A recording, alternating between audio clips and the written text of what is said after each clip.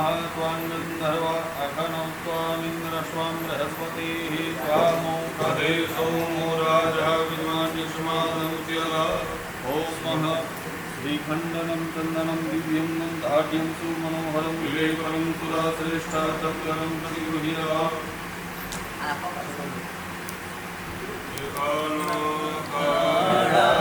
प्रभु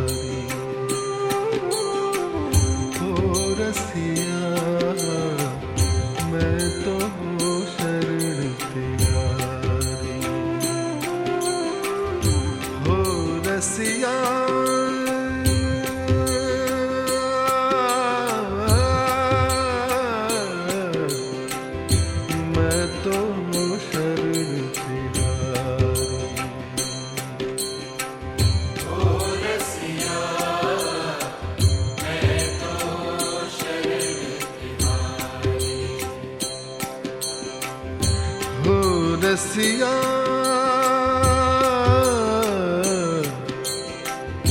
मैं तो शरण तिहारी,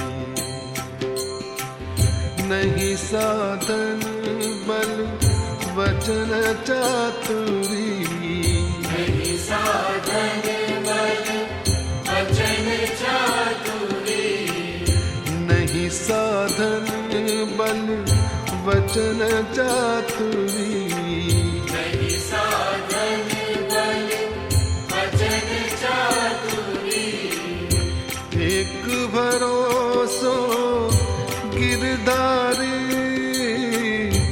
एक भरोसो गिरधारी,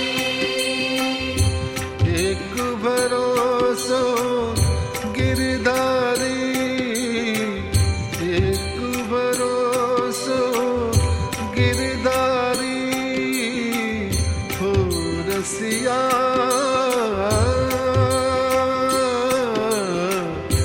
मैं तो शरण तिहारी।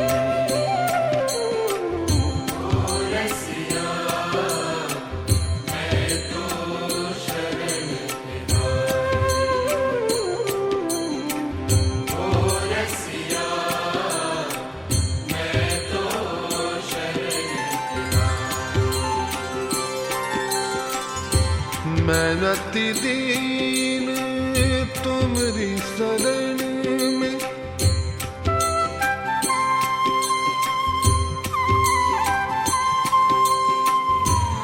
मैं अति दीन तुम्हारी शरण में, मैं अति दीन तुम्हारी शरण में।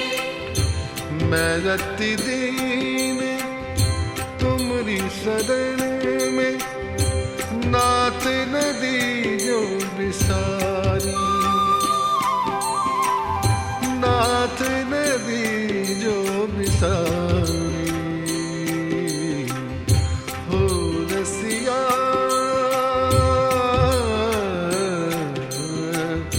मैं तो शरण तिहारी।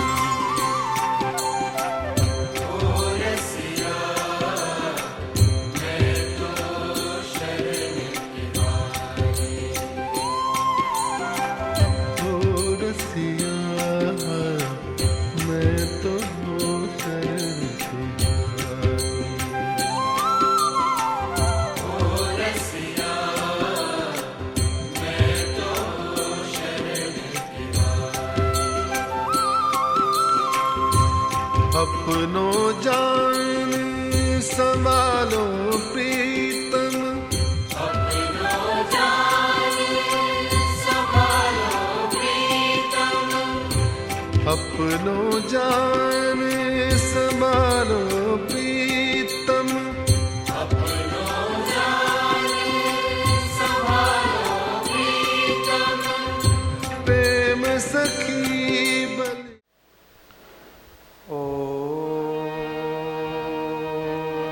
नमो भगवते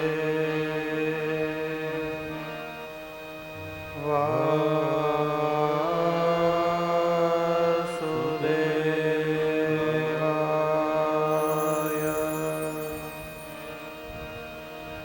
स्वस्ति श्री गणेशाय नमः।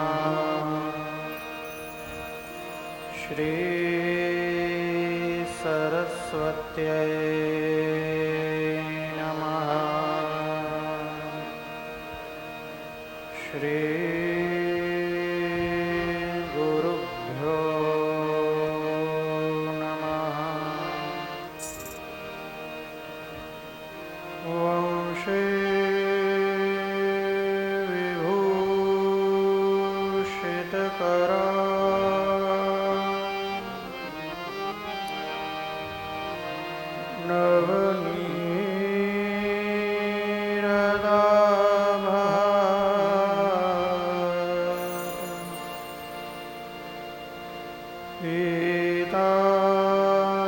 पीताम्बरा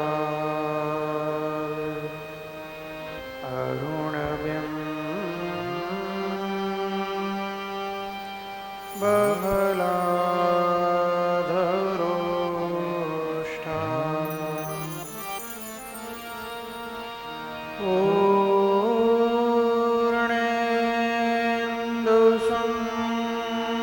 पूर्णेन्दुसुन्दरमुखा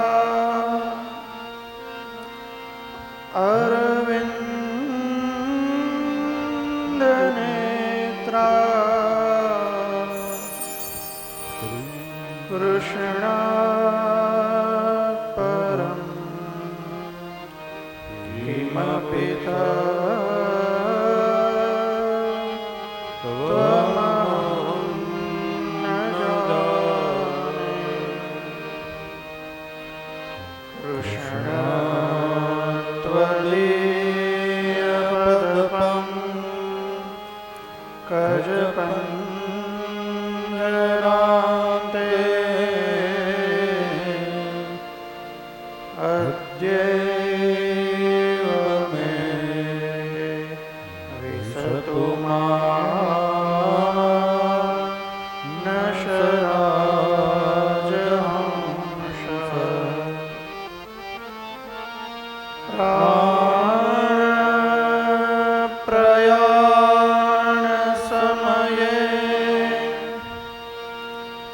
કફવાત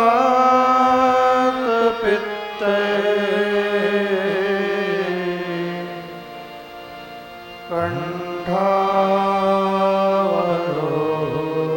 કંઠાવરોધનવિધો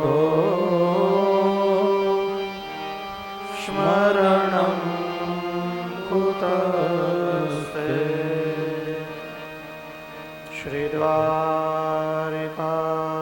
શ્રીદ્વારિકાધીશ કી જય. શ્રી બાલકૃષ્ણલાલ કી જય.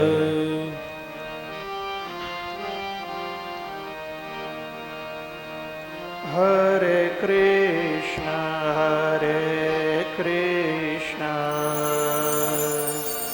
કૃષ્ણ કૃષ્ણ હરે હરે હરે કૃષ્ણ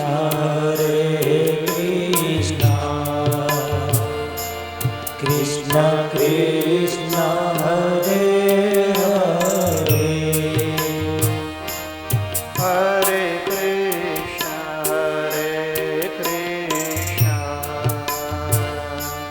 કૃષ્ણ કૃષ્ણ હરે હરે હરે કૃષ્ણ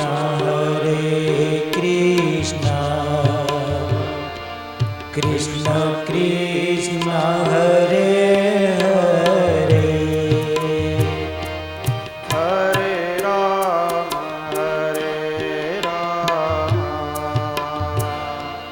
રામ રામ હરે હરે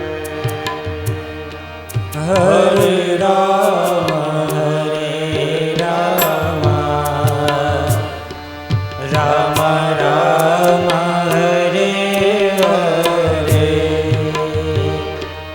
હરે રામ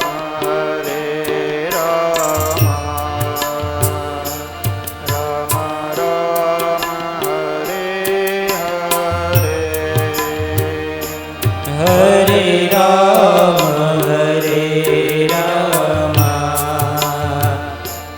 રામ રામ હરે હરે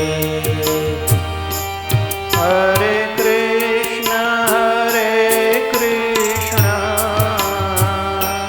કૃષ્ણ કૃષ્ણ હરે હરે હરે કૃષ્ણ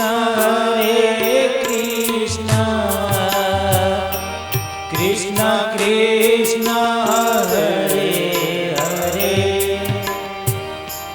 હરે કૃષ્ણ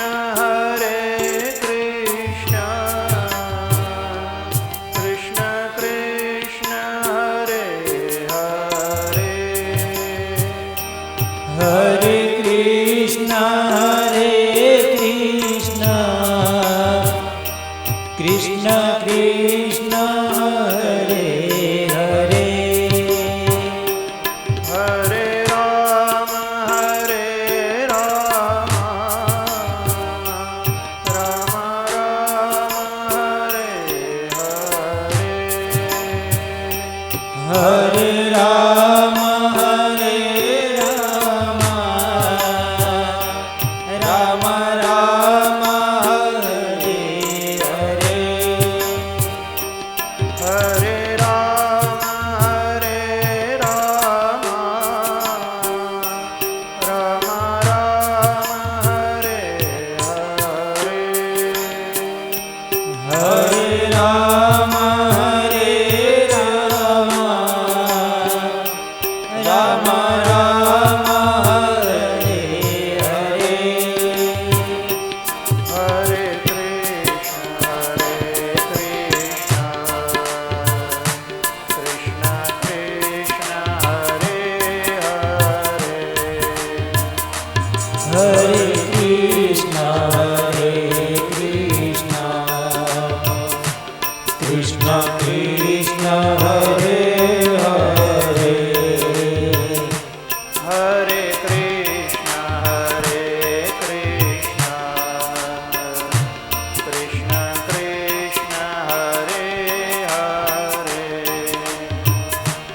હરે કૃષ્ણ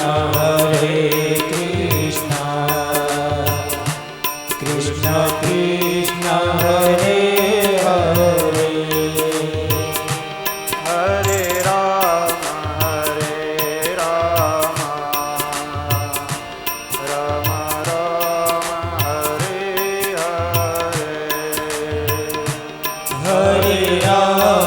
હરે રામ રામ રામ હરે હરે હરે કૃષ્ણ કૃષ્ણ કૃષ્ણ હરે હરે હરે કૃષ્ણ કૃષ્ણ કૃષ્ણ હરે હરે હરે કૃષ્ણ કૃષ્ણ કૃષ્ણ હરે હરે હરે કૃષ્ણ કૃષ્ણ કૃષ્ણ હરે હરે હરે રામ રામ રામ હરે હરે હરે રામ રામ રામ હરે હરે હરે કૃષ્ણ કૃષ્ણ કૃષ્ણ કૃષ્ણ હરે હરે હરે કૃષ્ણ કૃષ્ણ કૃષ્ણ હરે હરે હરે રામ રામ હરે હરે હરે રામ રામ રામ હરે હરે હરે કૃષ્ણ કૃષ્ણ કૃષ્ણ હરે હરે હરે કૃષ્ણ કૃષ્ણ કૃષ્ણ હરે હરે હરે રામ રામ હરે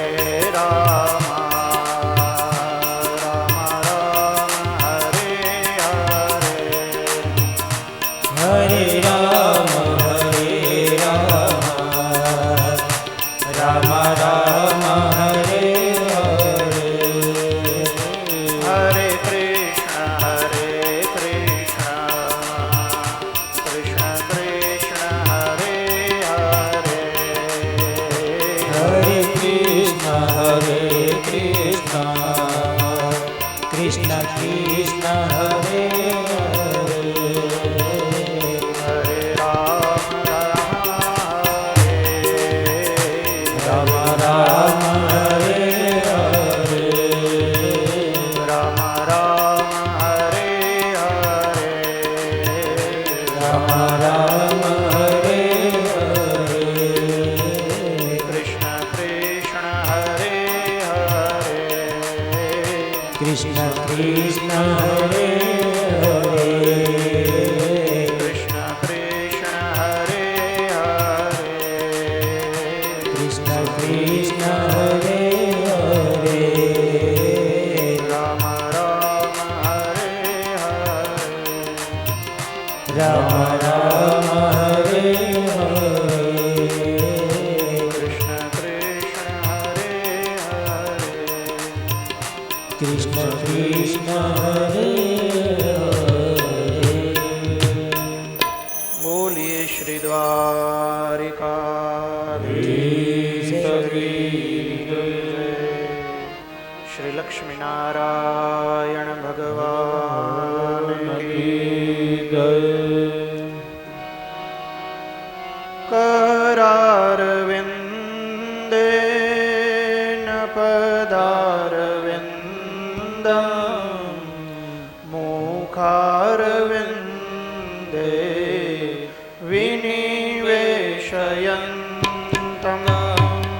वटस्य पत्रस्य पुटे शयानं बालं मुकुन्दं मनसा स्मरामि।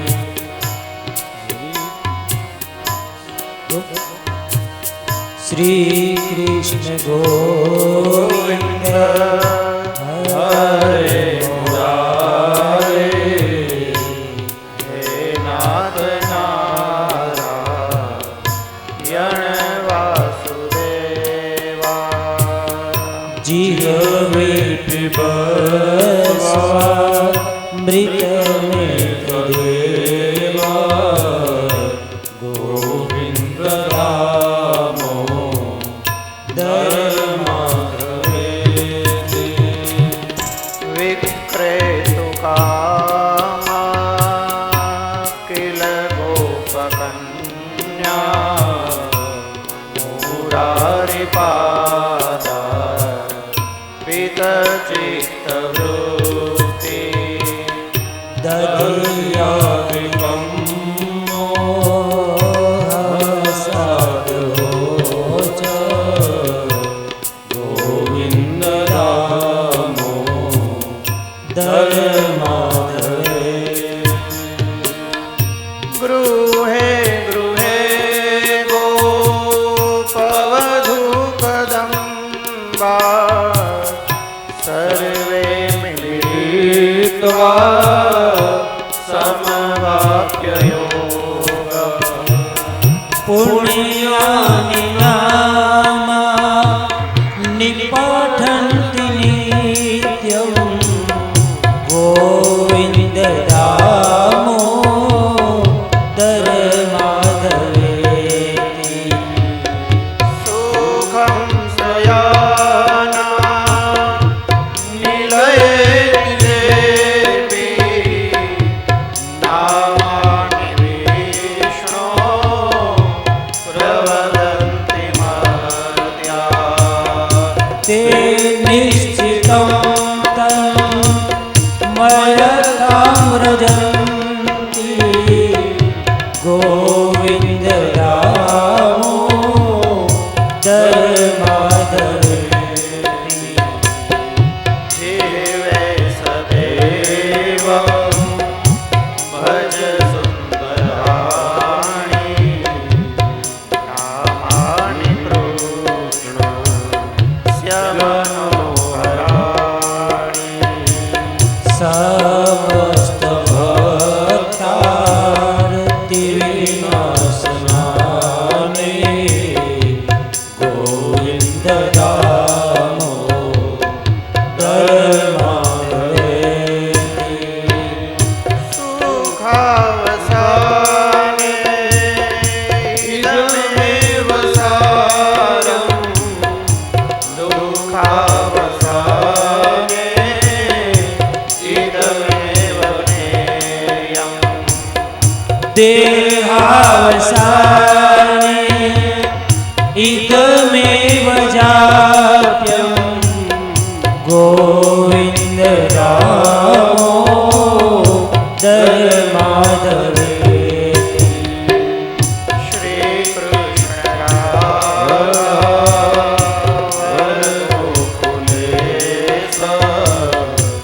ગોપાલ ગોવર ધરનાથ વિષ્ણુ जिह्वे पिबस्वा मृतमेतदेव गोविन्द रामो दरमाधवेति। ગોવિંદ दामो ધર્માધવેતિ गोविन्द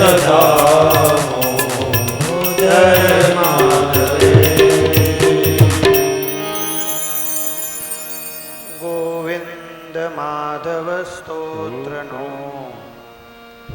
પ્રેમથી પાઠ જે કરે દામોદર દયાદાને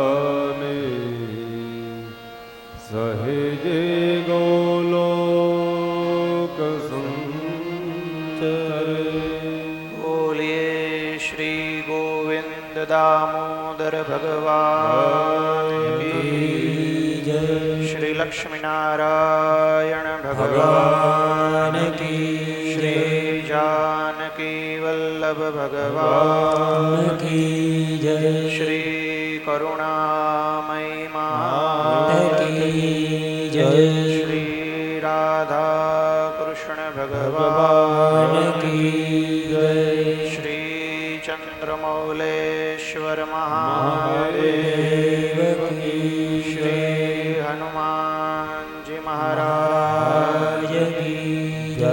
શ્રી વેદ પુરુષ ભગવાન કી જય.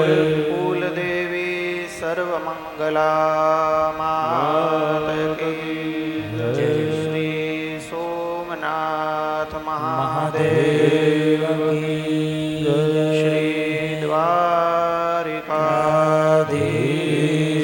કી જય. શ્રી બિલેશ્વર મહાદેવ મહાદેવ કી શ્રી સુદામાપુરી ભગવાન કી કી જય. સમસ્ત પિતૃદેવ કી જય. ઓમ નમઃ પાર્વતી પતયે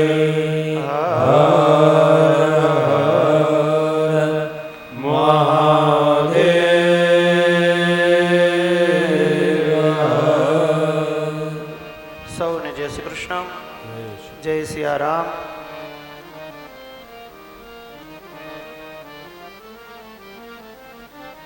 સમસ્ત જોશી પરિવારનું વ્યાસપીઠથી ભાવભર્યું સ્વાગત. આવનારા દૂર દૂરથી જે કોઈ મહેમાનો છે, અતિથિઓ છે, એ બધાનું વ્યાસપીઠથી ભાવભર્યું સ્વાગત. પિતૃઓની અનુકંપાથી, પિતૃઓ આપણા માટે મંગળ કામના કરતા હોય છે, જે કામનાને લઈ અને આપણે સૌ એ પુણ્યના ભાગીદાર બન્યા. ભગવાને આપણા જીવનની અંદર આ કારતક મહિનાની અંદર શુભ એવો અવસર આપણને લાભપ્રદ કર્યો.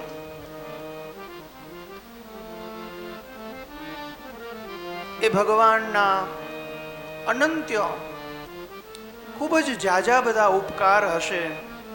કારણ કે એટલા વર્ષોથી આપણે આપણું જીવન જીવીએ છીએ, એમાં અવારનવાર ભગવાન આપણને આવા લાભ આપે છે.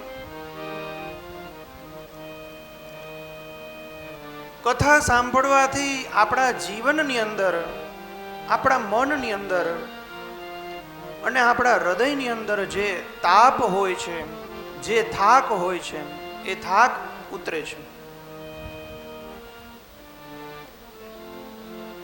ભગવાનનું જે ગુણાનુવાદ છે, ભગવાનનું જે કીર્તન છે, અરે ભગવાનનું માત્ર જે નામ છે, એ નામ આપણા હૃદયમાં જવાથી સમસ્ત પાપ બળીને ભસ્મ થાય છે.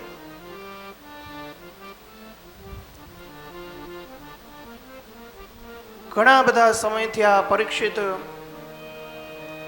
સુખદેવજી રૂપી ગુરુને અનેકાનેક પ્રશ્ન પૂછે છે અને એના પ્રશ્નના જવાબ આપે છે પરીક્ષિતને. પણ મને અને તમને ખૂબ જ કામ આવે એવા આ બધા જવાબો છે.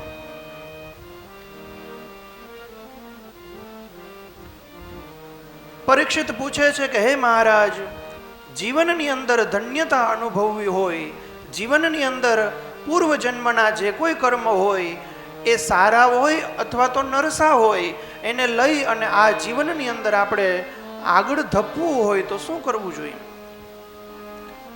સુખદેવજી મહારાજ કહે છે કે હે પરીક્ષિત મહારાજ, માત્ર ને માત્ર કલૌ કેશવ કીર્તનાથ.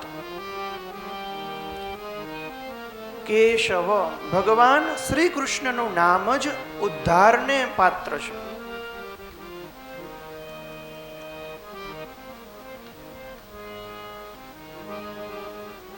વંશે વિભૂષિત કરાણ નવનીરદાભાત લખ્યું છે કે એ વંશી એટલે કે જે બાંસુરીને લઈ અને ભગવાન કૃષ્ણ જે બાંસુરીને વગાડે છે ને, એવા ભગવાનના દર્શન છે ને, એ જ આપણા જીવનનો ઉદ્ધાર છે.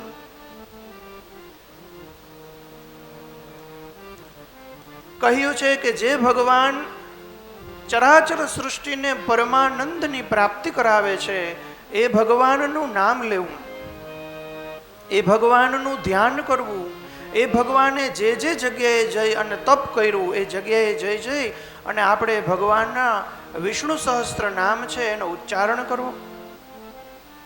ઘણા મહાન મહાન તીર્થો છે, ઘણી એવી પવિત્ર જગ્યાઓ છે કે જ્યાં જઈ અને ભગવાને સાધુઓએ, સંતોએ, મુનિઓએ, ઋષિઓએ, દેવતાઓએ તપશ્ચર્યા કરેલી છે. એ જગ્યા હજી અહીં જ છે, ક્યાંય ગઈ નથી.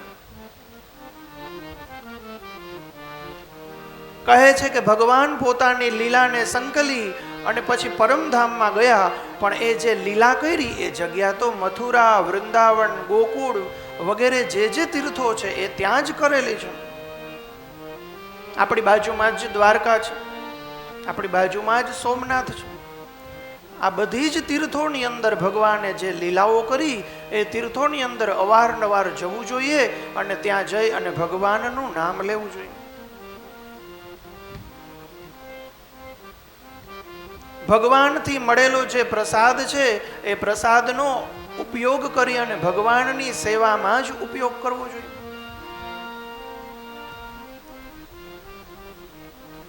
આપણા બ્રાહ્મણો આપણને સંકલ્પ કરાવે, સવારના પૂજા કરે ત્યારે સંકલ્પ કરાવે કે અપ્રાપ્ત લક્ષ્મ્યા પ્રાપ્ત્યર્થમ પ્રાપ્ત લક્ષ્મ્યા ચિરકાલ સંરક્ષણાર્થમ શકલ મન ઈપ્સિત કામના સંસિદ્ધ્યર્થમ લોકે સભાયામ રાજદ્વારે વ્યાપારે સર્વત્ર યશ વિજય લાભાદિ પ્રાપ્ત્યર્થમ. આ બધાના અર્થ આપણને સમજાવતા હોય.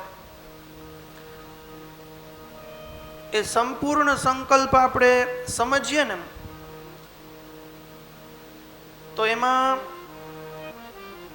કેટલું બધું આપણે ભગવાન પાસે માંગ્યું એવું એમાં લખ્યું છે. સૌથી પહેલા ચાલુ ક્યાંથી થાય તો કે ત્યાં લખ્યું છે કે અપ્રાપ્ત લક્ષ્મ્યા પ્રાપ્ત્યર્થમ. અમારા જીવનની અંદર અમને જે લક્ષ્મી મળવી જોઈએ, ભાગ્યમાં છે, એ હજી સુધી ન મળી હોય તો અમને મળે. પ્રાપ્ત લક્ષ્મ્યા ચિરકાલ સંરક્ષણાર્થમ. અને જે મળેલી લક્ષ્મીજી છે એ લક્ષ્મી અમારા ઘરે, અમારા પરિવારની અંદર ચિરકાલ સુધી, લોંગ ટાઈમ માટે અમારી પાસે જ રહી. પછી કહે છે સકલ મન ઈપ્સિત કામના સંસિદ્ધ્યર્થમ. અમારા મનની અંદર જે જે કામનાઓ છે એ બધી ઈપ્સિત કામનાઓ છે પરિપૂર્ણ થાય એના માટે અમે આ પૂજા કરીએ છીએ. પછી કીધું લોકે સભાયામ રાજદ્વારે વ્યાપારે ને સર્વત્ર. 5 વસ્તુ કીધી. આ બધી જ જગ્યાએ અમારો વિજય થાય. ઈહ જન્મની જન્માંતરેવા. આ જન્મમાં અને પૂર્વ જન્મમાં ઘણા ઘણા જન્મો અમે જીવ્યા હશે, એ બધા જ જન્મની અંદર સકલ દુરિત ઉપશમનાર્થમમાં, બધું જે કંઈ અમારું દુરિત હતું, જે પાપ હતું, એ બધું જ પાપનો શમન થાય એટલા માટે અમે આ પૂજા કરી રહ્યા છીએ. પછી કહે છે કે ધર્મ અર્થ કામ મોક્ષાણામ ચતુર્વિધ પુરુષાર્થ પ્રાપ્ત્યર્થમ. આ જીવનની અંદર અમે સર્વપ્રથમ પહેલા તો ધર્મ સમજીએ, એનું આચરણ કરીએ. પછી અર્થ સમજીએ, એનું આચરણ કરીએ. કામ સમજીએ, એનું આચરણ કરીએ. મોક્ષ સમજીએ અને એના અમે અનુગામી થઈએ. આ બહુ મોટા 4 સ્તંભ છે: ધર્મ, અર્થ, કામ અને મોક્ષ. ઘણા ઋષિમુનિઓ એવું કહે છે કે ભાઈ જીવન 100 વર્ષનું હોય, શતમ જીવેમ શરદઃ. 100 વર્ષનું જીવન હોય. એમાં ઋષિમુનિઓ આપણને પ્રાર્થનાથી શીખવાડે છે કે 100 વર્ષના જીવનની અંદર ભગવાન પાસે એવી માંગણી કરવાની કે શતમ જીવેમ શરદઃ. અમે અમારું 100 વર્ષનું જીવનની અંદર શરદ ઋતુને અમે જોઈ શકીએ. શરદ. કારણ કે વધારે પડતા લોકો શરદ ઋતુમાં બીમાર પડતા હોય, એટલે બીમાર ન પડે એટલા માટે ઋષિમુનિઓએ આપણને એવું શીખવાડ્યું કે શરદ પૂર્ણિમાને દિવસે પૌવા અને દૂધ અથવા તો સાકર આના વાટકા કે આની ડીશ કે ભરી અને જે પૂર્ણિમા છે, જે ચંદ્ર છે, એની ઉપર આપણા અગાસીમાં 2 કે 4 કલાક સુધી રાખવા જોઈએ અને પછી એનું આપણે સેવન કરવું જોઈએ, જેથી કરીને આયુર્વેદમાં ધન્વંતરી ભગવાને કીધું કે આપણે બીમાર ન પડીએ શરદ ઋતુમાં. એટલે કીધું કે શતમ જીવેમ શરદહમ, 100 વર્ષનું જીવન છે. હવે આ 100 વર્ષને આપણે 4 ભાગ કરીએ, 25, 25, 25, 25. કીધું છે કે પહેલા 25 વર્ષ અમે ધર્મનું અનુસરણ કરીએ, બીજા 25 વર્ષ અમે અર્થનું અનુગામન કરીએ. અર્થ એટલે કે રૂપિયા પૈસા, નોકરી, ધંધો, વ્યાપાર, જે રીતના આપણું જીવન વ્યાપન થઈ શકે એ બધું. ધર્મ, અર્થ અને કામ. ત્રીજા 25 વર્ષ કામ. કામ એટલે ઈચ્છા. આપણી ઈચ્છાઓ જે છે એ પરિપૂર્ણ આપણે કરી શકીએ. અને અંતિમમાં 25 વર્ષ જે છે એમાં મોક્ષને લખ્યું છે કે એ 25 વર્ષમાં અમે વાનપ્રસ્થ ગ્રહણ કરી અને મોક્ષના રસ્તે જઈ શકીએ. એવું બધું આપણે સંકલ્પમાં બોલીએ છીએ. તો મને તો ઘણી વખત એવો વિચાર આવે કે જાણે એ સંકલ્પો જ્યારે આપણે મૂકીએ ને, આમ તન્મે મનઃ શિવ સંકલ્પમસ્તુ, ત્યારે એવું લાગે કે ભગવાનના શ્રી ચરણની અંદર એક ફૂલ આપણે ધરી અને બદલામાં આખો બગીચો માગી લીધો. આટલું અમારે જોઈએ છે એટલે અમે આ પૂજા કરીએ છીએ. લક્ષ્મી મળેલી લક્ષ્મી છે એ ચિરકાલ સુધી રહે. હું આ પૂજા મારા દીકરા દીકરીઓની સાથે કરું છું, ભાઈ પરિવારની સાથે પૂજા કરું છું. ધર્મ મળે, અર્થ મળે, અમારી બુદ્ધિ યોગ્ય થાય,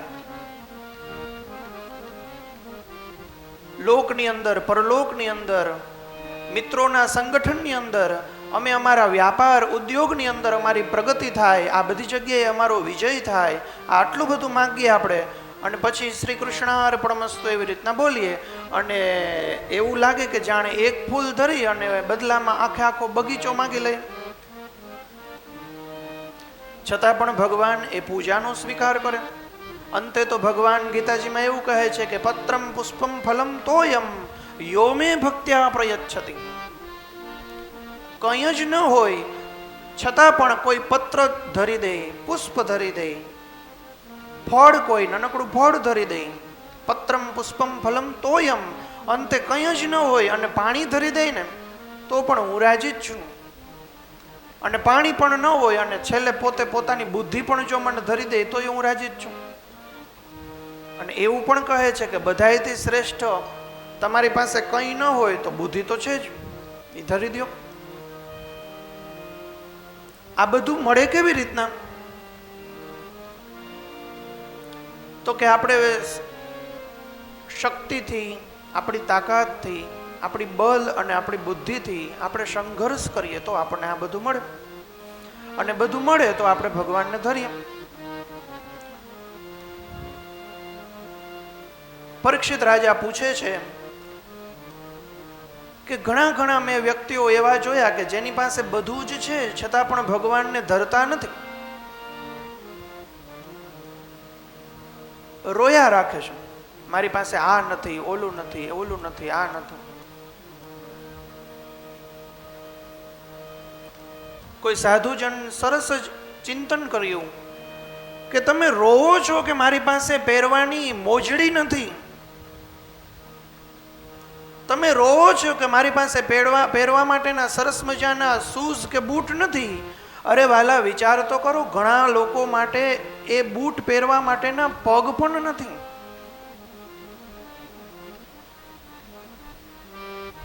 તમે રોવો છો કે મારી પાસે સરસ મજાનું ઘર નથી, પણ જરા વિચાર તો કરો કે ઘણા માણસો એવા છે કે એની પાસે રહેવાનું ઘર જ નથી, ઝૂંપડું પણ નથી. દુનિયાની અંદર બધી જ પ્રકારના માણસો છે, એ બધા જ પોતપોતાના કર્મના હિસાબે આ જીવન જીવતા હોય છે. માટે કરી અને હે પરીક્ષિત રાજન, હું તને એક વાત કહું કે જે વ્યક્તિની પાસે આ હાથ છે, પગ છે, ચક્ષુ છે, કાન છે, એ બધું જ હોવા છતાં પણ જો ભગવાનની પૂજા નથી કરતા તો એ કેવા કેવા છે હું તને વર્ણન કરું. લખ્યું છે કે જેની પાસે કાન છે છતાં પણ એ કાનથી ભગવાનની કથા નથી સાંભળતો તો જાણે એ બોકરા જેવા કાન હોય એવું લાગે છે. જેની પાસે જીભ છે છતાં પણ એ જીભથી ભગવાનની કથાનું ગાયન નથી કરતા, એ જીભ જાણે ડેટકા જેવી જીભ છે, ડેટકાની જીભ હોય એવી ટર ટર કર્યા રાખે છે. સંસારની માથાકૂટ અને ભેજામારીમાં તો એની જીભ થાકતી જ નથી.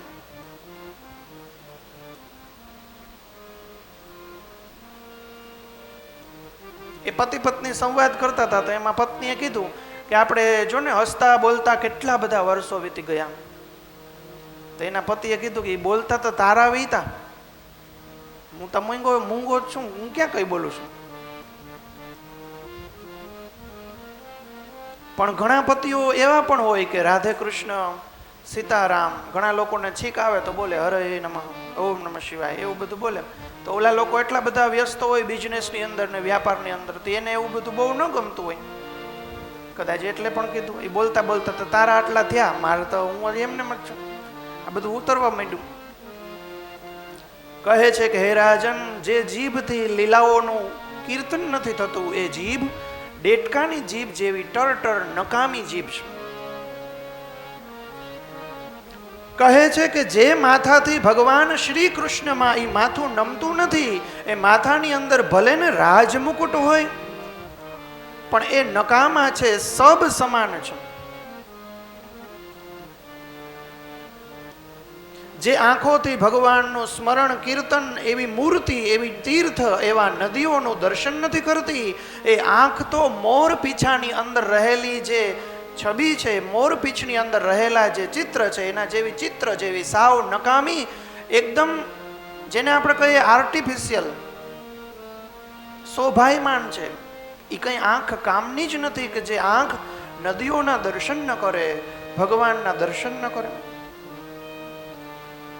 લખ્યું છે કે જે પગ ભગવાનના લીલા સ્થાન જેવી યાત્રાઓ નથી કરતા, એ પગ ચાલવાની શક્તિ ધરાવવા હોવા છતાં પણ ઓલા ઊભેલા નકામા ઝાડવા જેવા છે, બાવળ જેવા છે. અમુક ઝાડવા કામ આવે પણ અમુક તો ન આવે.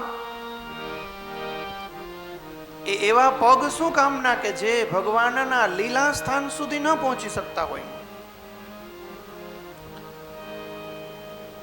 જે મનુષ્ય ભગવાનના પ્રેમી સંતાનો, સંતો, સ્વજનો, ભગવાનના ભક્તો એની જે ચરણોની રજ છે એ રજ માથે નથી ચડાવતા, એ મનુષ્ય તો જીવતા જ જાણે મરેલા જેવા છે. જે મનુષ્ય ભગવાનના ચરણોમાં ચડેલી તુલસીની ગંધ નથી લેતા, તેના વખાણ કરતા નથી, એ એવા શ્વાસ તો શ્વાસ જ નથી, જાણે વિચિત્ર ગંધ હોય, વિચિત્ર ગંધનું સેવન કરતા હોય એવી રીતના મરેલાની જેમ જ જીવે છે. જે હૃદય ભગવાનના હૃદયની અંદર મેળાપ નથી કરતો, જે હૃદયની અંદર કોઈ પ્રત્યે પરમાર્થ નથી, કોઈની સેવા માટે નથી ચાલતું, એ હૃદય નથી. હે રાજન, એ તો લોઢું છે. અમારા ગુરુદેવ સરસ ઉદાહરણ આપે કે આપણું હાથ ભાંગી ગયો હોય ને એટલે આપણે ડૉક્ટર પાસે જઈએ તો ડૉક્ટર પૂછે કે શું થયું, એટલે આપણે કહીએ કે હાથ ભાંગી ગયો એવું લાગે છે. એટલે પહેલા ડૉક્ટર જે હાથ ભાંગી ગયો હોય ને ત્યાં જ થોડુંક આમ મારે, એટલે આપણે ઓય બાપા એવું કરીએ. એનું કારણ કે એ ડૉક્ટર તપાસતા હોય કે આ જીવે છે, આ હાથની અંદર જે કંઈ છે એ જીવે છે કે નથી જીવતું, એટલા માટે મારે. અને જો આપણે ઓય બાપા એવું કરીએ તો એનો મતલબ ડૉક્ટરને ખ્યાલ આવે કે હા આની અંદર હજી ચેતના છે, આની અંદર હજી પ્રાણ છે, એટલે સરખું થઈ શકશે, વાંધો નથી. બાકી સાવ તૂટી જ ગયા હોય અને આપણે કંઈ ઓય બાપા કે એવું કંઈ બોલીએ જ નહીં, જાણે કંઈ ફેર જ નથી પડતો, તો એવું લાગે કે આમાં ચેતના કે પ્રાણ છે જ નહીં. બસ એવી જ રીતના હૃદયનું છે. કોઈને દુઃખી જોઈ અને આપણું હૃદય જો દુઃખી થતું હોય તો એ હૃદય છે, બાકી તો એ લોઢું જ છે. કીધું છે કે માંગલ્ય પૂર્ણ ભગવાનનું જે કોઈ શ્રવણ કરે છે, જે કોઈ કીર્તન કરે છે, એના શ્રવણ અને કીર્તનથી જે આંખની અંદરથી અશ્રુની ધારાઓ વહે છે એ આંખ જ સાચી છે, બાકી બધી જ આંખ ખોટી છે. ઘણી વખત આપણે રાજી થઈ જાય તો પ્રેમ અશ્રુ વહે, અને ઘણા માણસો એવા હોય કે જે રાજી થઈ જાય તો છગી જાય, એના પ્રેમ અશ્રુ ન વહે. તો કહે છે કે રાજન, ભગવાનની સ્તુતિ કરતા હોય એકાંતની અંદર, જાણે હું અને ભગવાન, જીવ અને શિવ, આપણે અને ભગવાન બે જ છે, બીજું કોઈ જ નથી, એવા સમયે ભગવાનની એ રીતે સ્તુતિ કરવી કે જાણે આપણી આંખમાંથી અશ્રુની ધારાઓ વહે. ભગવાનને એવી રીતના રીઝવવા જેથી કરીને ભગવાનને સંકોચ થાય કે ભાઈ મારે અહીંયા જાવું જ જોશે, બાકી નહીં ચાલે.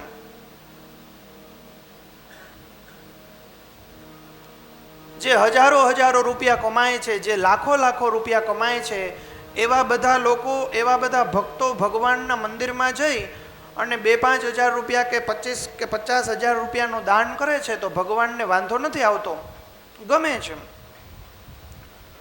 પણ જે નિર્ધન છે, જેની પાસે કશું જ નથી, જેની પાસે ખાવાનું અન્નનો પણ ફાફા છે, વિચારે છે કે મારે કેવી રીતના જીવન જીવવું, હવે મારી પાસે કશું જ નથી, એવા વ્યક્તિઓ જ્યારે જ્યારે ભગવાનના મંદિરમાં જઈ અને 5ની નોટ ધરે છે ને તો ભગવાનને વજન લાગે છે કે આની પાસે, બિચારા પાસે કશું જ નથી, જે કંઈ હતું એ બધુંય મને ધરી દીધું, હવે હું આનું કેમ પાલન પોષણ કરું, એવો વિચાર કરી અને ભગવાન એની સહાય કરે છે, એની મદદ કરે છે.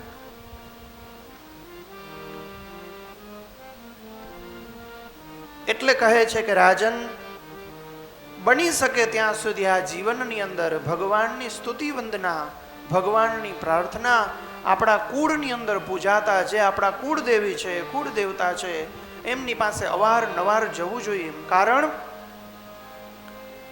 કે બીજા બધા જ દેવતાઓ હોય તો એ તો સાર્વજનિક હોય. શિવજીનું મંદિર છે તો ત્યાં તો બધા જ જતા હોય. કુળ દેવતા અને કુળદેવી એવા મંદિરો છે, એવા દેવી દેવતાઓ છે કે જાણે આપણા પરિવાર માટે છે, આપણા પોતાના છે, આપણું ગોત્ર છે, આપણા ગોત્રની આપણને ખબર હોવી જોઈએ. ત્યાં જઈ અને આપણે પગે લાગીએ તો માતાજી રાજી થાય.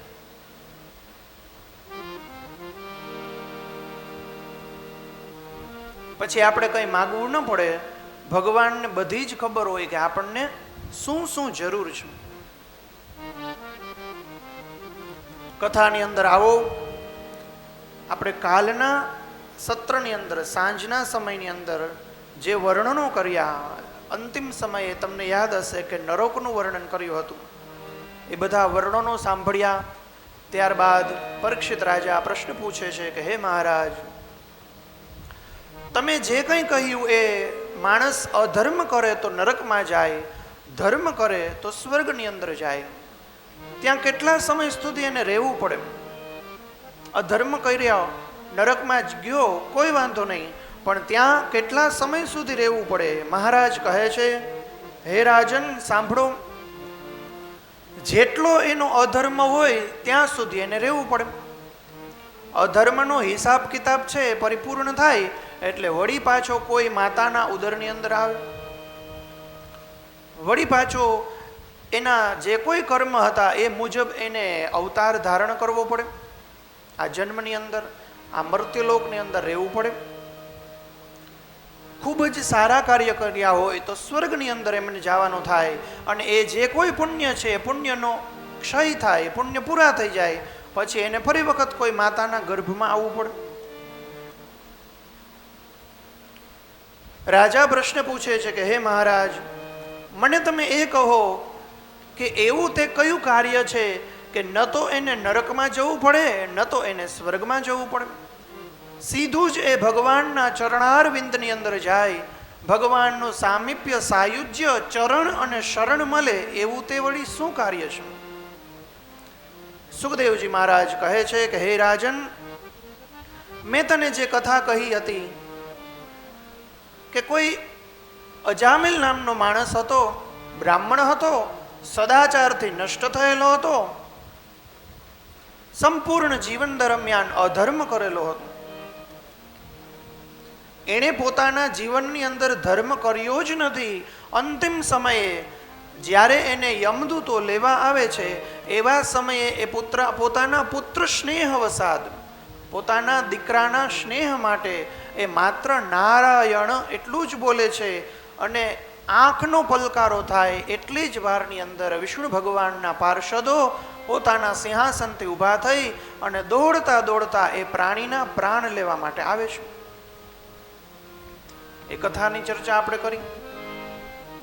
એની પાછળ એવી શીખ છે કે હે રાજન, કોઈ પણ માણસ આ જીવનની અંદર એનું જે જીવન અત્યારે વ્યતીત થાય છે, વ્યાપન કરે છે, એ જીવનની અંદર જો એ પશ્ચાતાપ કરી લે, અફસોસ કરી લે, ભગવાનની પાસે માફી માંગી લે કે હે ભગવાન, મારાથી એટલું થઈ ગયું છે, જાણતા અજાણતા પણ ભૂલ થઈ છે, તો કૃપા કરી અને તમે મને માફ કરજો.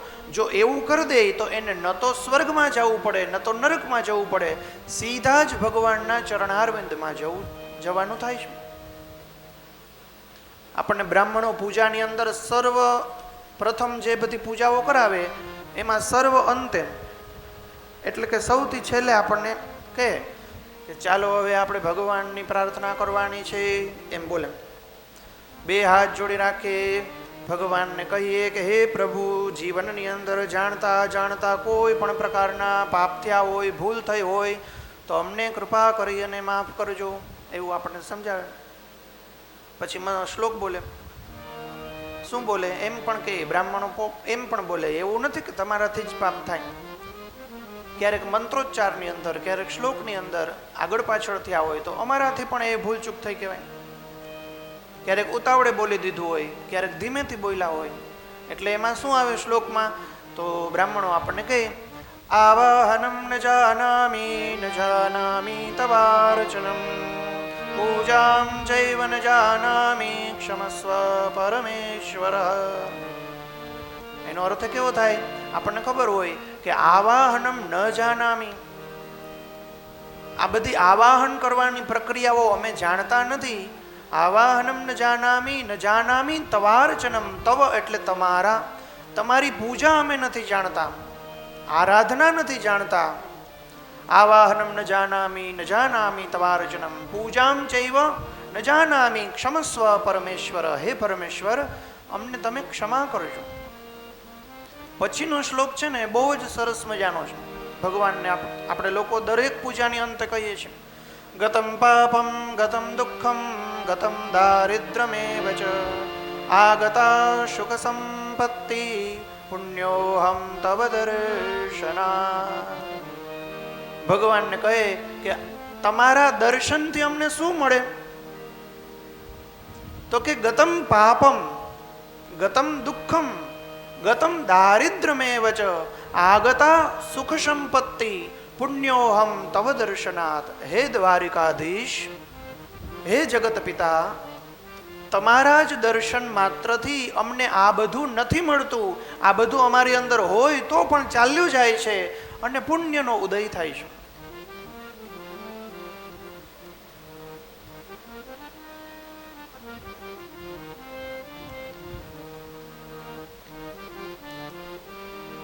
કથામાં આવ્યું કે ભગવાનના 3 દીકરા થયા હતા, એમાંથી ચંદ્રમા, દુર્વાસા અને દત્તાત્રેય.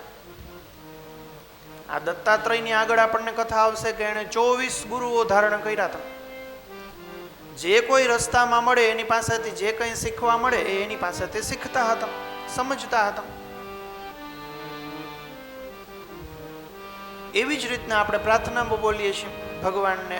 અપરાધની જે કોઈ પ્રાર્થના કરીએ છીએ કે અમારાથી એટલા અપરાધ થઈ ગયા, એમાં કહે છે નથી જાણતો તારી કેવી છે પૂજા, નથી જાણતો તારી કેવી છે લીલા, નથી જાણતો તારી કેવી છે પૂજા, નથી જાણતો તારી કેવી છે લીલા, નથી જાણતો તારી કેવી છે પૂજા, નથી જાણતો તારી કેવી છે લીલા.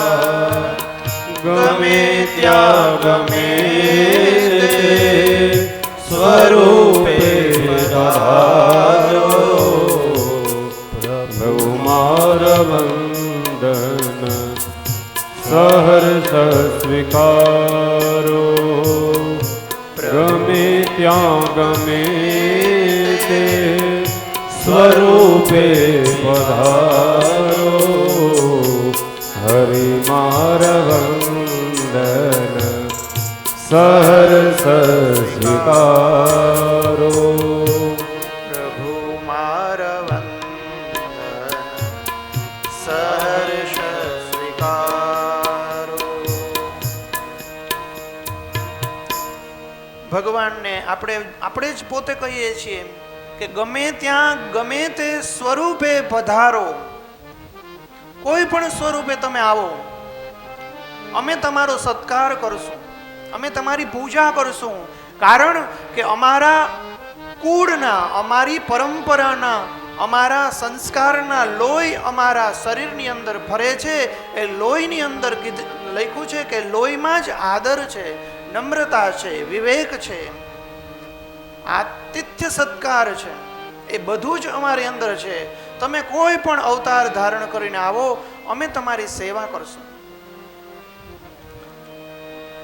એટલા માટે સુખદેવજી મહારાજે પરીક્ષિતને કહ્યું કે હે પરીક્ષિત મહારાજ, જેમ અજામિલે અંતિમ સમયે 2 જ ઘડીના સમયે ભગવાનનું નામ લીધું અને ભગવાનના પાર્ષદો આવ્યા, ભગવાનના પાર્ષદો એમને લઈ અને ભગવાનની પાસે લઈ ગયા. પછી તો યમદૂતોનો અને યમરાજાનો બંનેનો સંવાદ આપણે જોયો.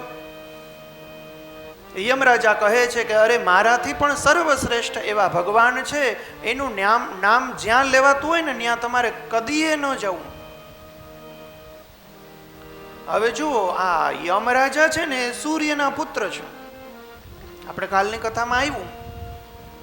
એટલે સૂર્ય ભગવાનની પૂજા કરવાથી બીજું ઘણો બધો ફાયદો થાય.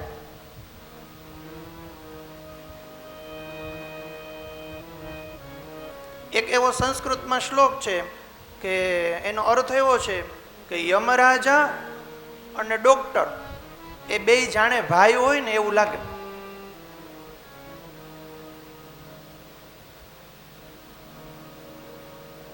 જો ડોક્ટરની મરજી થાય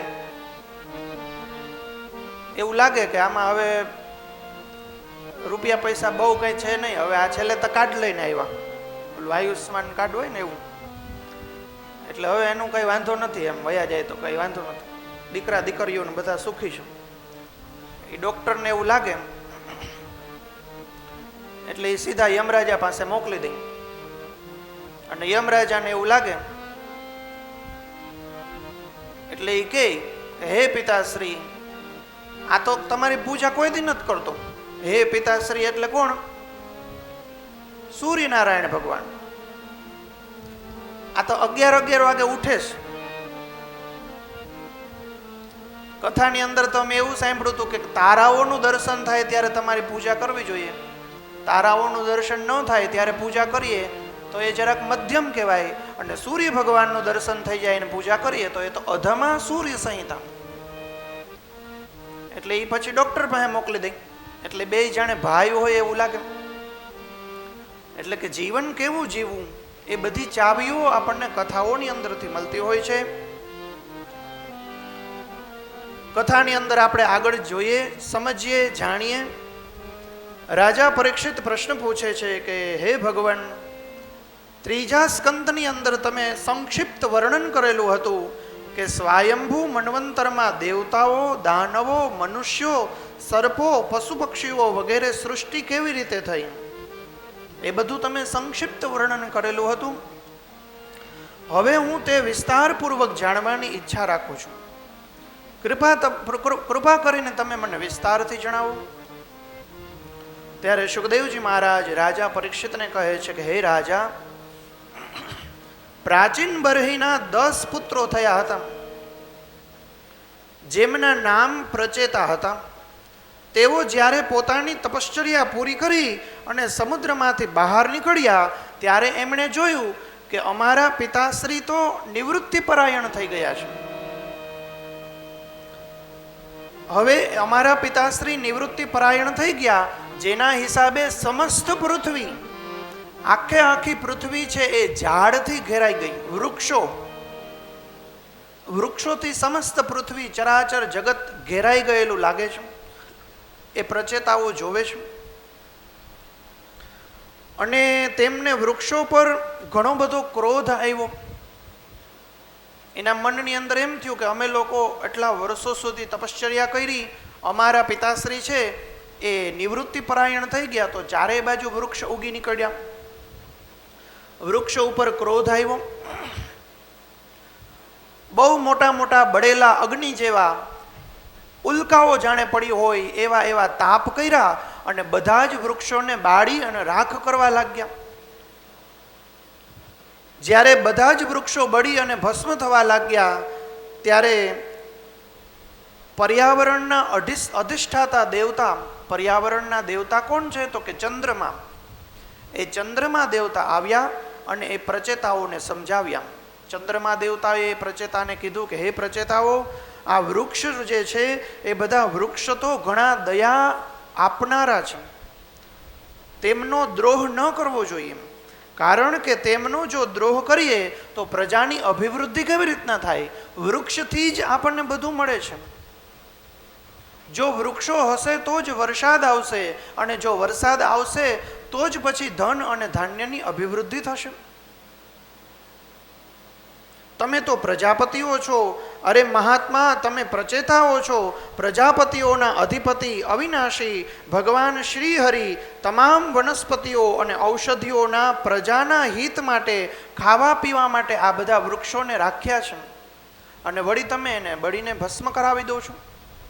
એટલા માટે હે પ્રચેતાઓ, એવું ન કરવું જોઈએ. જે મનુષ્યના હૃદયમાં ઉકળતા ભયંકર ક્રોધને આત્મવિચાર વડે શરીરમાં શાંત કરી દે છે, તેને બહાર નીકળવા નથી દેતા, કાળક્રમે 3 ગુણો ઉપર વિજય પામાડી દે છે, વિજય મેળવી લે છે, એવા ભગવાન છે. હે પ્રચેતાઓ, આ દીનહીન વૃક્ષોને તમે વધુ ન બાળો. જે થોડાક બચેલા છે તેમનું રક્ષણ કરો, આનાથી તમારું પણ કલ્યાણ થશે. આ શ્રેષ્ઠ કન્યા હું તમને આપું છું. ચંદ્રમા કહે છે આ શ્રેષ્ઠ કન્યા છે, હું તમને આપું છું, એનું તમે પાલન અને પોષણ કરજો. હે પરીક્ષિત, વનસ્પતિઓના અધિપતિ ચંદ્રમાએ પ્રચેતાઓને આ પ્રમાણે સમજાવીને મનાવીને તેમને પ્રમલોચા, અપ્સરાની સુંદર પુત્રીનું દાન કર્યું. એક અપ્સરાની દીકરી હતી, એનું દાન કર્યું. તેઓ ત્યાંથી ચાલ્યા ગયા. પ્રચેતાઓએ ધર્મ અનુસાર તેમનું પાણી ગ્રહણ કર્યું. તે જ પ્રચેતાઓ વડે તે કન્યાના ગર્ભથી પ્રાચેતસ દક્ષની ઉત્પત્તિ થઈ. આ ઓલા દક્ષ નહીં, આ બીજા પ્રાચેતસ દક્ષની ઉત્પત્તિ થઈ. તેમનો પોતાની પુત્રી પ્રત્યે ખૂબ જ પ્રેમ હતો. તેમણે જે રીતે પોતાના સંકલ્પ અને વિવિધ પ્રાણીઓનું જે સર્જન કર્યું હતું તે હું તમને કહું છું. હે રાજન, સાવધાનીપૂર્વક સાંભળો. હે પરીક્ષિત, પ્રજાપતિ દક્ષે સૌ પ્રથમ તો જળ, સ્થળ અને આકાશમાં રહેનારાઓ, દેવતાઓ, અસુરો તેમજ મનુષ્ય વગેરેની સૃષ્ટિની ઉત્પત્તિ કરી. કેવી રીતના કરી? તો લખ્યું છે સંકલ્પ માત્રથી કરી, કારણ કે ભગવાનની તેની ઉપર કૃપા હતી. જ્યારે તેમણે જોયું કે સૃષ્ટિ વધારે વધવી જોઈએ એ વધતી નથી, એવા સમયે વિંધ્યાચળની નજીકના પર્વતો પર જઈ અને ભીષણ તપ કર્યું. કોણે? તો કે દક્ષે તપ કર્યું. ત્યાં અત્યંત શ્રેષ્ઠ તીર્થ છે, જે તીર્થનું નામ છે અઘમર્ષણ. અઘમર્ષણ એટલે કે પાપનું જે મર્ષણ કરી દે એ અઘમર્ષણ તીર્થ છે. ત્યાં જઈ અને દક્ષે ભીષણ તપ કર્યું. તે બધા પાપ ધોઈ નાખે. પ્રજાપતિ દક્ષ તે તીર્થની અંદર ત્રિકાળ સંધ્યા કરવા લાગ્યા. એ તીર્થ કેવું છે? તો કે બધા જ પાપને ધોઈ નાખે એવું છે. ભગવાનની આરાધના કરતા હતા. પ્રજાપતિ દક્ષે જ્યારે આરાધના કરી, જે સ્તુતિ કરી, કહે છે કે રાજન, એ સ્તુતિનું નામ છે હંસગુહ્ય નામનું સ્તોત્ર છે. એ હંસગુહ્ય સ્તોત્રથી ભગવાનની સ્તુતિ કરી. ભગવાન નારાયણની સ્તુતિ કરી ત્યારે ભગવાન નારાયણ એને દર્શન આપવા માટે આવે છે. હે પરીક્ષિત, વિંધ્યાચળના અઘમર્ષણ તીર્થમાં પ્રજાપતિ દક્ષે જ્યારે સ્તુતિ કરી ત્યારે ભક્તવત્સલ ભગવાન એમની સામે સન્મુખ પ્રગટ થાય છે. તે ભગવાન કેવા હોતા? જે જે ભક્તોની સામે ભગવાન પ્રગટ થયા એ બધા જ ભગવાનનો આકાર કંઈક અલગ અલગ પ્રકારના હતા. બધી જ જગ્યાએ એક સરખો ન હતો. અમુક અમુક ચીજ વસ્તુ એક સરખી હતી, પણ ઘણી બધી અલગ અલગ પણ હતી. લખ્યું છે તે સમયે ભગવાન ગરુડની કાંધ પર ચરણ મૂકેલા હતા. વિશાળ અને હૃષ્ટપૃષ્ટ 8 ભુજાઓ હતી. ઘણી જગ્યાએ જોયું તો 4 ભુજાઓ જ હતી, અહીંયા 8 છે. તે ભુજામાં ચક્ર, શંખ, તલવાર, ઢાલ, બાણ, ધનુષ્ય, પાશ અને ગદા ધારણ કરેલા હતા. 8 ભુજાની અંદર શસ્ત્રોથી વિભૂષિત હતા. વર્ષા ઋતુના મેઘ જેવા શ્યામ કલરનું જાણે એમનું શરીર હતું અને એની અંદર પીત વસ્ત્રનું પીતાંબર લહેરાઈ રહ્યું હતું. મુખમંડળ પ્રફુલ્લિત હતું. આંખની અંદરથી કૃપા દ્રષ્ટિ વરસી રહી હતી. વનમાળાથી એની ગળાની અંદર સુગંધી એવી તુલસીની માળા લટકી રહેલી હતી. એની અંદરથી દિવ્ય સુગંધ પ્રગટી રહી હતી, પ્રસરી હતી. ત્રિભુવનપતિ, ત્રિભુવનના નાથ ભગવાને 3 લોકને મોહ પમાડતું હોય એવું રૂપ ધારણ કરી અને પ્રજાપતિ દક્ષની સામે પ્રગટ કર્યું. ભગવાને કહ્યું કે હે પરમ ભાગ્યશાળી દક્ષ, હવે તમારું તપ સિદ્ધ થઈ ગયું છે. તપ કરવામાં કંઈ જ બાકી નથી. માટે કરી અને તમે તમારી આંખને ઉઘાડો. ક્યારેક મારા પર શ્રદ્ધા કરવાથી, મારી ઉપર વિશ્વાસ રાખવાથી, મારી ઉપર ભરોસો રાખવાથી તમારી અંદર જે પ્રેમનો પ્રાદુર્ભાવ થયો છે એ પ્રેમથી જ તમે તપ કર્યું હતું અને એ તપ આજે સિદ્ધ થઈ ગયું છે. માટે કરી અને હે પ્રિય દક્ષ, જુઓ, આ પંચજન પ્રજાપતિની પુત્રી અક્ષિની છે. અક્ષિની એ પુત્રીનું નામ. તેનું તમે પત્ની રૂપે પાણી ગ્રહણ કરો.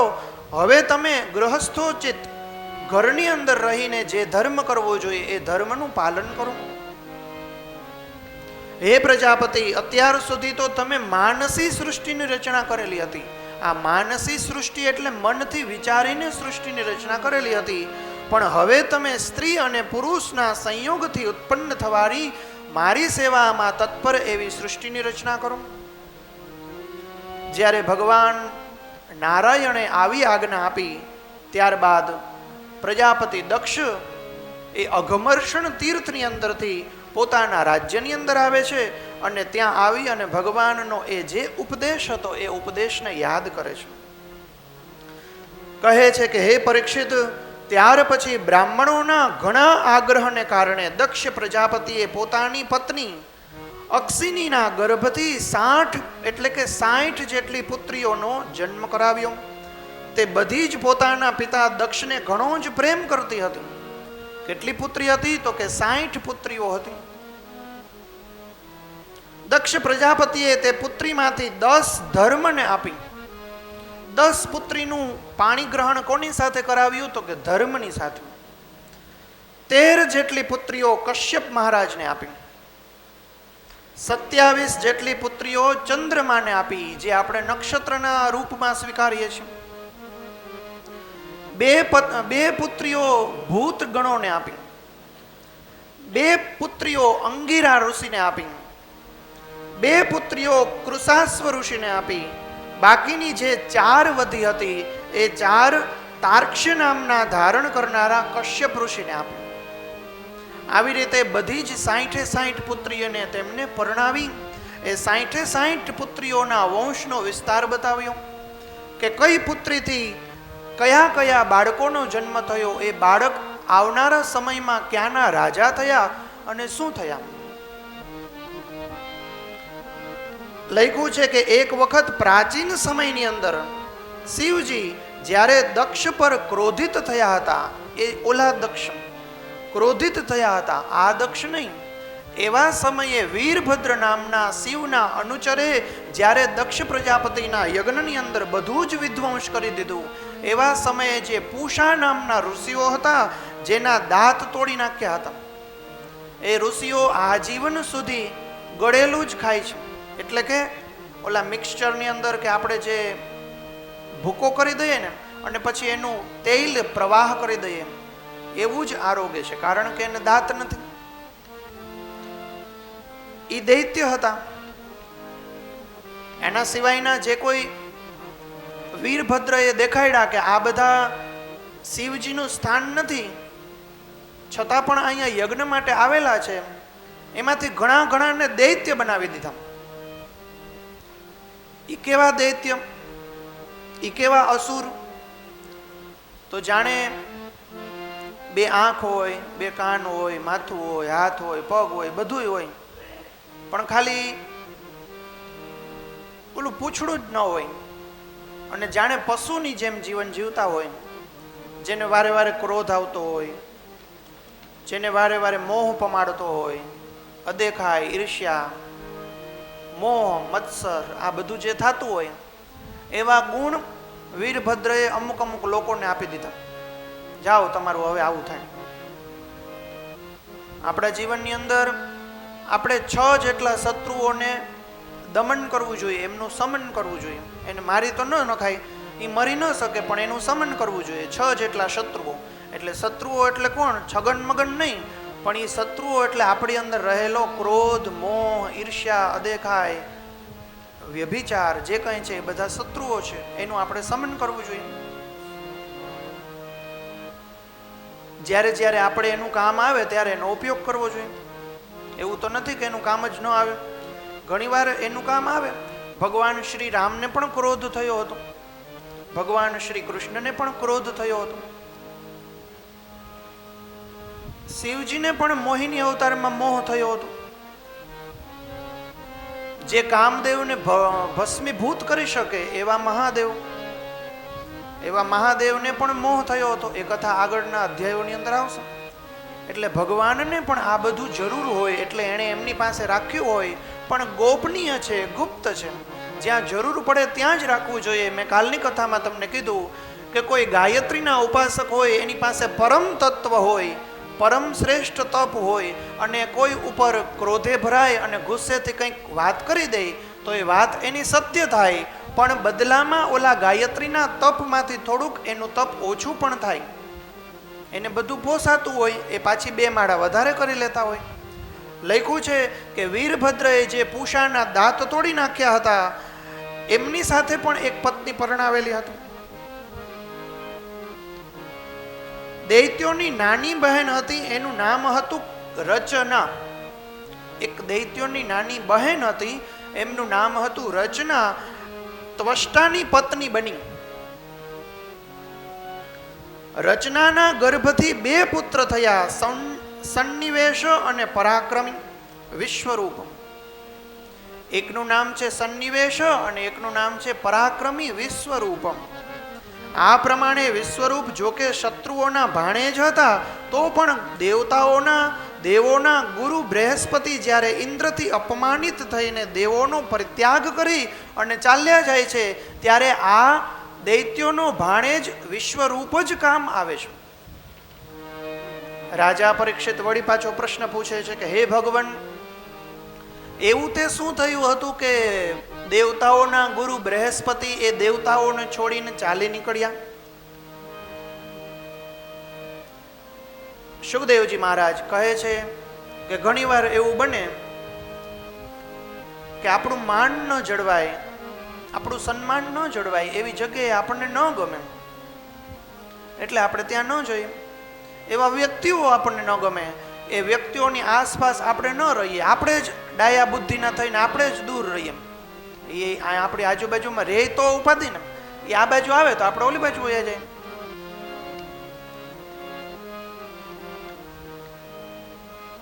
તો સુખદેવજી મહારાજ કહે છે કે એવા એવા વ્યક્તિઓથી દૂર રહેવું જોઈએ. એ જાણકાર અને બુદ્ધિમાનનો માણસો હોય એમને ખબર હોય. એક વખત એવું જ થયું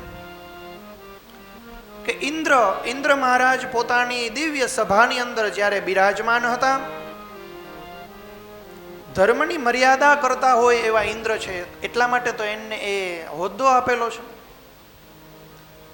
ઇન્દ્રને 3 લોકનું ઐશ્વર્ય મળી જવાથી એક વખત હે રાજન ઘમંડ આવ્યો.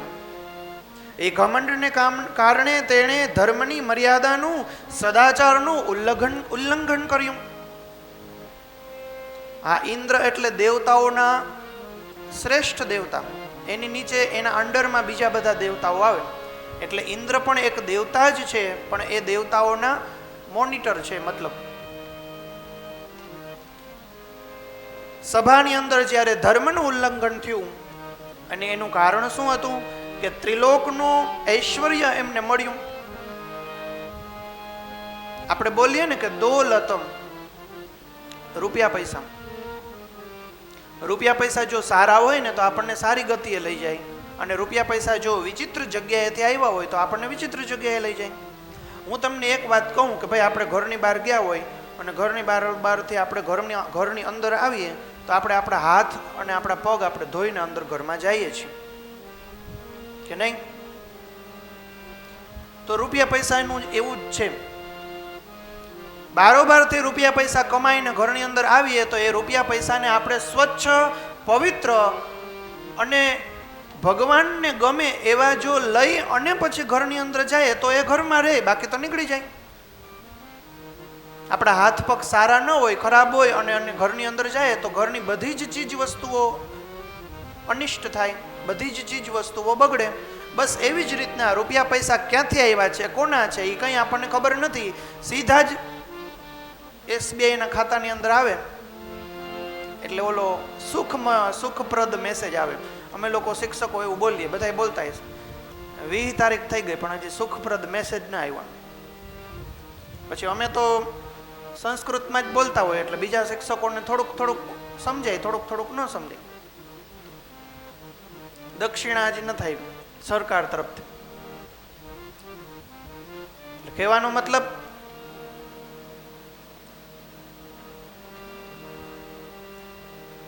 અમારા ગુરુજી છે ને, એ ગુરુજી અમને એવું કહેતા કે આપણું જે ધર્મ છે ને એને સાચવી રાખવો જોઈએ. કર્મકાંડ છે તો કર્મકાંડ કરવું જોઈએ. તમે 10 વર્ષ સુધી ભણો છો, નપાસ થાવ તો તમને ટકા કરાવો છો. હાવ નપાસ, છેલ્લી વાર્ષિક પરીક્ષામાં નપાસ થાવ તો તમને કાઢી મૂકે છે. એ બધી ડરથી, ટકો ન થાય એના ડરથી, કાઢી ન મૂકે એના ડરથી તમે રાત ઉજાગર કરી અને વાંચો છો, ભણો છો. તમને કોઈ ઉઠાડે, સવારના 5 વાગે તમને કોઈ ઉઠાડે તોય તમે ઓલા સંસ્કૃતના મંત્રો બોલવા માંડો છો, આમ ઘાંઘા વાંઘા થઈ ગયા હોય એવી રીતના વાંચો છો.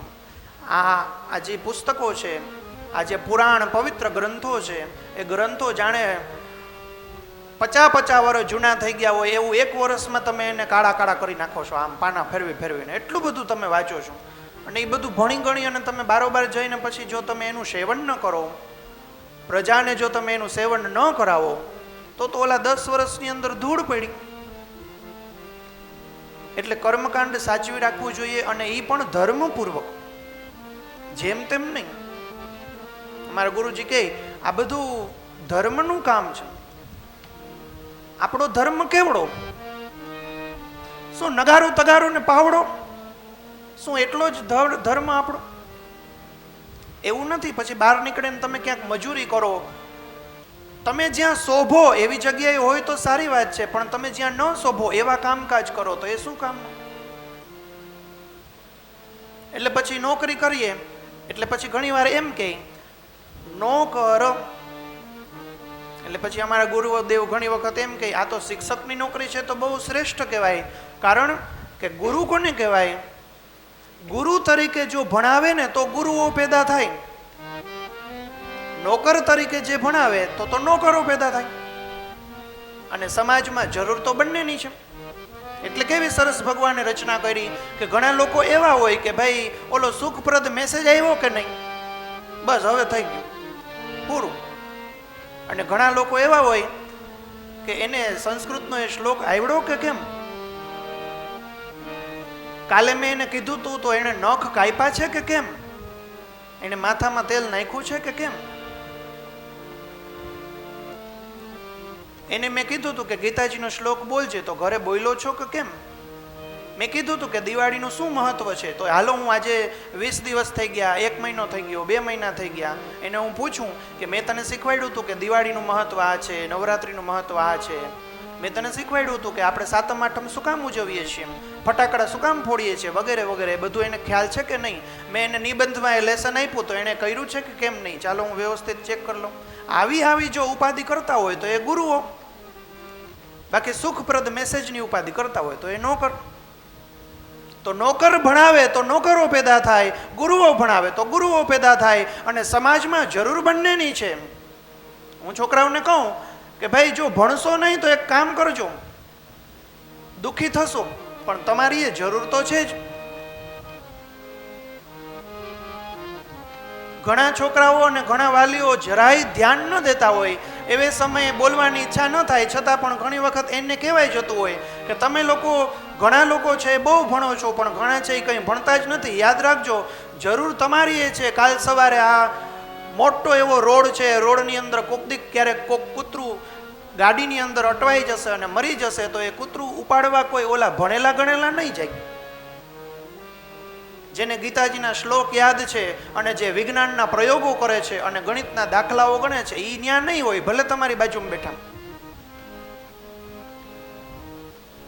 કોઈ પણને મકાન બનાવવું હોય છે તો એનો કડિયો કે એનું જે કોઈ કામકાજ કરવાનું હોય છે ન્યાય આ નહીં હોય બધા. હો, તમે જેની અંદર ચોપડીમાંથી જોઈને લખો છો ને એ અત્યારે સારું લાગે છે. આ બધા તો ખાલી આમ સહી જ કરશે.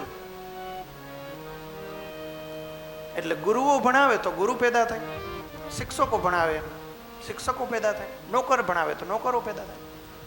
જો એવી રીતના હોય ને, એટલે અમારા ગુરુજી ઘણીવાર કહે કરી અને નો કરી, કરીને નો કરી. એટલે વાત આપણે એમ કરતા હતા કે હાથ પગ ધોઈને ઘરની અંદર જઈએ છીએ, બસ પવિત્ર થઈએ છીએ. એવી જ રીતના આપણે આપણા પૈસાને પણ જો પવિત્ર કરીએ અને એ પૈસાને આપણા ઘરની અંદર લઈ જઈએ તો એ ઘરની અંદર બધું સક્ષમ રહી શકશે, બધું સુરક્ષિત રહી શકશે. એ પૈસા આપણું ધ્યાન રાખશે. એ ભગવાનની પત્ની છે, એ પત્નીનો દુરુપયોગ ન કરવો જોઈએ. આ બધું જ ઇન્દ્રને ખબર છે. દોલત, 1 રૂપિયા એવા હોય કે જે આવે અને આપણને ધનવાન બનાવી દે, અને એક દોલત એવી હોય કે જ્યારે આવે એટલે આપણને પહેલાં તો આપણે રંગ હોય, કંઈ હોય નહીં, 2 પાંદડે થયા ન હોય, આપણી પાસે પૈસા આવે એટલે એક લત મારે, પહેલી લત, એટલે આમ ઊંચા થઈ જાય આપણે. અને પછી ઇન્દ્રનું આમાં લખ્યું છે એવી રીતના આપણે મોહની અંદર ફસાઈએ, ઉન્મત્ત થઈ જઈએ, આડંબર કરીએ, પાખંડ કરીએ, પછી બીજી લત સૌથી છેલ્લે મારે એટલે પાછા હતા એવા થઈ જાય. એને કહેવાય દોલત. એવું ન થાય એના માટેની જ આ બધી કથાઓ છે. કહ્યું છે કે ઇન્દ્ર પોતાની સભાની અંદર ઉન્મત્ત થયા, ધર્મનું ઉલ્લંઘન કર્યું. એક દિવસની વાત છે, તેઓ ભરી સભામાં પોતાની પત્ની સચીની સાથે ઊંચા આસન ઉપર બેઠેલા હતા. 49 મરુતગણો, 8 વસુઓ, 11 રુદ્રો, આદિત્યો, ઋભુઓ, વિશ્વદેવો, સાધ્યો અને બંને અશ્વિની કુમારો, આ બધા જ લોકો એ ઇન્દ્રની સેવાની અંદર હતા. જો બધાઈને પોતપોતાના ધર્મનું ભાન હોય, આ બધાને ખબર તો પડતી જ હતી બધી, એ છતાંય એની બધાની સેવામાં, ઇન્દ્રની સેવામાં હતા. સિદ્ધો, ચારણો, ગંધર્વો, બ્રહ્મવાદીઓ, મુનિઓ, વિદ્યાધરો, અપ્સરાઓ, કિન્નરો, પક્ષીઓ, નાગો, આ બધા જ લોકો ઇન્દ્રની સેવા કરી રહ્યા હતા. બધી બાજુએથી લલિત સ્વરે દેવરાજ ઇન્દ્રની સ્તુતિ, કીર્તિ અને ગાન થઈ રહ્યું હતું. તેમની ઉપર ચંદ્રમંડળ જેવું સુંદર શ્વેત છત્ર શોભતું હતું. ચામર, ઝૂલણા વગેરે મહારાજની અનુપમ સામગ્રીઓ યથાસ્થાને સજાયેલી હતી. આ દિવ્ય સભામાં દેવરાજ ઘણા જ સુશોભિત દર્શનમાં દ્રશ્યમાન થઈ રહ્યા હતા. આ જ સમયે દેવરાજ ઇન્દ્રના સમસ્ત દેવોના પરમ આચાર્ય એવા બૃહસ્પતિજીનું આગમન થાય છે. બૃહસ્પતિજી ત્યાં પધારે છે. એ બધાના ગુરુ છે. બોલીએ શ્રી ગુરુદેવ ભગવાન કી જય. બૃહસ્પતિ ગુરુ ત્યાં પધારે છે. તેમને દેવો, દાનવો બધા લોકો નમસ્કાર કરે છે.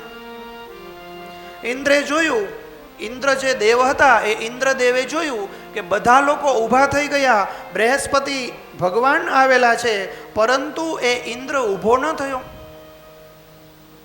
બૃહસ્પતિજીની અવગણના કરી બધા જ દેવી દેવતાઓ ઊભા થઈ ગયા. સિદ્ધો, ચારણો, કિન્નરો, મરુદગણો, બધા જ 49 દેવતાઓ બધા જ ઊભા થઈ ગયા. પણ ઇન્દ્ર એ ઓલા નશાની અંદર ચૂર હતો, સદાચારથી ઉલ્લંઘન કરેલો હતો, તેથી તે ઊભો ન થયો.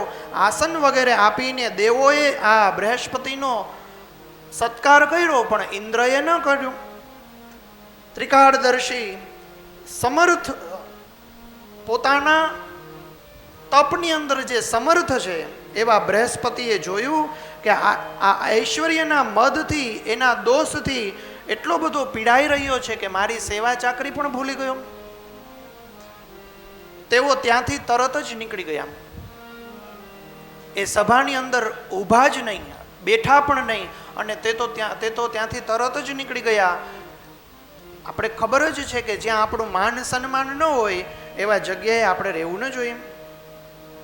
થોડોક સમય થયો પછી ઇન્દ્રને ભાન થયું. ઇન્દ્રને ખબર પડી કે આ સભાની અંદર દેવતાઓના ગુરુ, અમારા શિરોમણી એવા ગુરુ આવ્યા હતા, પણ મેં એનું માન સન્માન ન કર્યું, જેથી કરી અને તે અહીંથી નીકળી ગયા છે.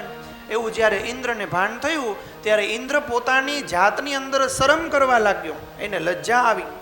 અરે, મારાથી આવું કૃત્ય થઈ ગયું. હું તો મૂર્ખ છું, હું પામર મનુષ્ય જેવો થઈ ગયો. કે જે મનુષ્ય ક્ષણે તુષ્ટા, જ્યારે જ્યારે એ રાજી થાય તો કોઈને પ્રસાદ આપે, અને ક્યારેક ક્યારેક એ ગરમ થઈ જાય, એનું ખબર જ ન હોય, એવા મનુષ્ય જેવો થઈ ગયો. મેં આવું નિંદનીય કર્મ કર્યું છે. ચાલો હું બૃહસ્પતિના ઘરે જાઉં, એના ગ્રહની અંદર જાઉં અને એને પ્રાર્થના કરું, પગે લાગું. બૃહસ્પતિજીને ખબર હતી કે આની અંદર એને બધી ખબર જ હોય, કારણ કે ત્રિકાળદર્શી લખ્યું છે આની અંદર. ભૂત, ભવિષ્ય અને વર્તમાનને જાણનારા એવા ગુરુ હોય છે. એ ગુરુને બધી જ ખબર હોય છે. એટલે એ પોતાના ઘરથી પણ, ઘરની અંદર ગયા ત્યાર પછી ત્યાંથી પણ અંતર ધ્યાન થઈ ગયા. જાણે એને કોઈ જ ગોતી ન શકે એવી જગ્યાએ નીકળી ગયા. દેવતાઓનો રાજા ઇન્દ્ર એમના ઘરે જાય છે, પણ બૃહસ્પતિ ત્યાં મળતા નથી. ઇન્દ્ર રાજા મનની અંદર વિચાર કરે છે કે હવે મારે શું કરવું જોઈએ. બૃહસ્પતિ તો મારાથી નારાજ થઈ ગયા. જો આ દૈત્યોને ખબર પડશે, જો આ અસુરોને ખબર પડશે કે એમના ગુરુ છે એમનાથી નારાજ છે, તો અસુરો અમારા ઉપર પરાક્રમ કરશે અને અમારી જે કોઈ સંપત્તિ, ઐશ્વર્ય છે લૂંટી લેશે. ઇન્દ્રને પણ અંતે તો સ્વાર્થ જ છે. ગુરુનું કામ ક્યાં સુધી હતું? એ અમારું ધ્યાન રાખે, એ જેમ કે અમે કરીએ તો શું થાય? તો કે અમારું ઐશ્વર્ય છે ટકીને રહી, એટલું જ કામ હતું. એવું તો નહોતું કે ગુરુદેવ અમને ઉપદેશ આપે અને ભગવાનના અમે ચરણ કમળમાં જઈએ. એવું કંઈ નહોતું. એ બધું બૃહસ્પતિને ખબર હતી, એટલે નીકળી ગયા. બહુ ગોયતા કે મળ્યા નહીં. ભયભીત થઈને ઇન્દ્ર બ્રહ્માજીની સ્તુતિ કરે છે. કહે છે કે હે બ્રહ્મ દેવતા, સમસ્ત ચરાચર સૃષ્ટિનું સર્જન આપે કરેલું છે. કૃપા કરી અને અમારા દેવતાઓનું રક્ષણ જ આપ કરો, કારણ કે અમારા જે ગુરુ છે એ અમને છોડી અને નીકળી ગયા છે. કૃપા કરી અને તમે અમને કંઈક માર્ગદર્શન આપો. ત્યારે બ્રહ્માજી રાજી થાય છે. બ્રહ્માજી ઇન્દ્રને અને બધા જ દેવી દેવતાઓને કહે છે, હે દેવી દેવતાઓ, તમે કોઈ ઉપાધિ ન કરો. હું તમને કહું છું કે એક ત્વષ્ટા ઋષિ છે, એ ત્વષ્ટા ઋષિના પુત્રનું નામ છે વિશ્વરૂપ. એમને 2 પુત્ર હતા, આપણે હમણાં વાત કરેલી, સન્નિહસ અને પરાક્રમી વિશ્વરૂપમ. આ ત્વષ્ટા ઋષિના પુત્ર હતા. બ્રહ્માજી કહે છે કે ત્વષ્ટા ઋષિના પુત્ર જે વિશ્વરૂપ છે ને એ તમને બહુ કામ આવશે. આમ તો એ તમારા દીકરા જેવો છે, નાનો છે, દેવતાઓથી તો મોટો નથી. વિશ્વરૂપ આમ તો તમારા દીકરા જેવડો છે, પણ એ તમને બહુ કામ આવશે. એક કામ કરો, એ બ્રહ્મનિષ્ઠ છે, સાચા બ્રાહ્મણ, તપસ્વી અને સંયમી છે. જો તમે તેમના પાસે જઈ અને તેમની સેવા કરો, એમની પૂજા કરો, તો એ તમને જે ઈચ્છા હશે એ પ્રમાણે કાર્ય કરી આપશે. પણ બીજી એક વાત કે આ ત્વષ્ટા ઋષિ છે ને એ અસુરોનો ભાણેજ હતો, જેથી કરી અને આ વિશ્વરૂપને અસુરો પ્રત્યે થોડીક લાગણી ખરી. એટલે બ્રહ્માજી કહે છે કે તમે એને એવી રીતના સમજાવજો કે અસુરોની સાથે જ યુદ્ધ કરવાનું છે, અને અસુરો જો અમારા ઇન્દ્રલોકની અંદર આવી અને ચડાઈ કરે, પરાક્રમ કરે, તો એનાથી જ અમારે બચવાનું છે. એવું કંઈક સમજાવજો. જો સમજે તો તમારું કામ થઈ જશે. ઇન્દ્ર વગેરે દેવી દેવતાઓ બધા જ એ વિશ્વરૂપ પાસે જાય છે અને વિશ્વરૂપની પાસે પ્રાર્થના કરે છે.